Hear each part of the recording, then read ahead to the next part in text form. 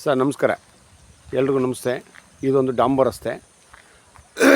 ಈ ಡಾಂಬರ್ ರಸ್ತೆಗೆ ಹೊಂದ್ಕೊಂಡಂಗಿರ್ತಕ್ಕಂಥದ್ದು ನಾನು ಹೇಳ್ತಕ್ಕಂಥ ಒಂದು ಆಸ್ತಿ 20 ಕುಂಟೆ ನೋಡಿ. ಇದೇ ಆಸ್ತಿ. ಈಗ ಅಲ್ಲಿ ರಾಗಿ ಹಾಕಿದ್ದಾರೆ, ಅಕ್ಕಪಕ್ಕ ಪಂಪ್ ಸೆಟ್ಗಳಿದ್ದಾವೆ, ನೋಡ್ತಾ ಇರ್ ಕಬ್ಬೆಲ್ಲ ಹಾಕ್ಕೊಂಡಿದ್ದಾರೆ ನೋಡಿ. ಇಲ್ಲೆಲ್ಲ ಅಲ್ಲೂ ಕೂಡ ಪಂಪ್ ಸೆಟ್ ಒಂದಿದೆ.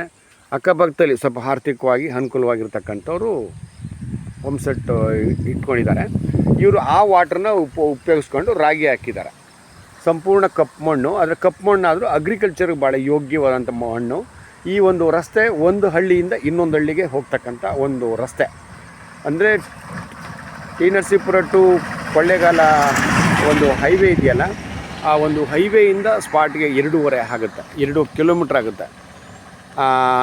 ಅಂದರೆ 1 ಕಿಲೋಮೀಟ್ರ್ ಬಂದಾಗ ಒಂದು ಹಳ್ಳಿ ಸಿಗುತ್ತೆ. ಅದಾದ ಮೇಲೆ ಇನ್ನು 1.5 ಕಿಲೋಮೀಟ್ರ್ ಅಂತರದಲ್ಲಿ ಈ ಒಂದು ಆಸ್ತಿ ಸಿಗುತ್ತೆ. ಆ 20 ಕುಂಟೆನಲ್ಲಿ ಈ ಕಡೆ ಒಂದು ಪಾತಿದಾಯ ಇದೆ. ಆ ಕೋಕೋನಟ್ಸಿಂದ ಈಚೆಗೆ, ಆ ಕೋಕೋನಟ್ಸೇ ಎಂಡು, ಅದು ಇನ್ನೊಬ್ರದ್ದು, ಇದು ಒಂದು ಪಾತಿ. ಈ ಆಸ್ತಿಗೆ ಒಂದು ಕಣ್ಣಂಗೆ ಇಲ್ಲೊಂದು ಕಾಲುವೆ ಹೋಗುತ್ತೆ.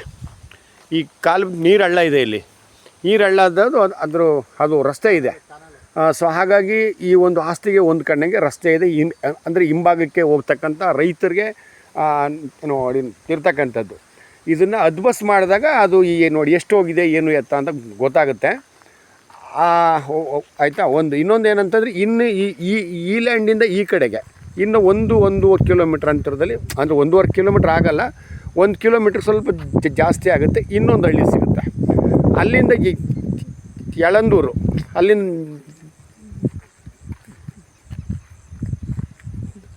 4 ಕಿಲೋಮೀಟ್ರ್ ಆಗುತ್ತೆ.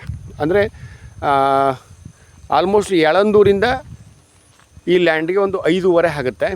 ಈ ಕಡೆ ಕೊಳ್ಳೇಗಾಲ ಟಿ ನರಸೀಪುರ ಹೈವೇಯಿಂದ ನಿಮಗೆ 1.5 ಆಗುತ್ತೆ.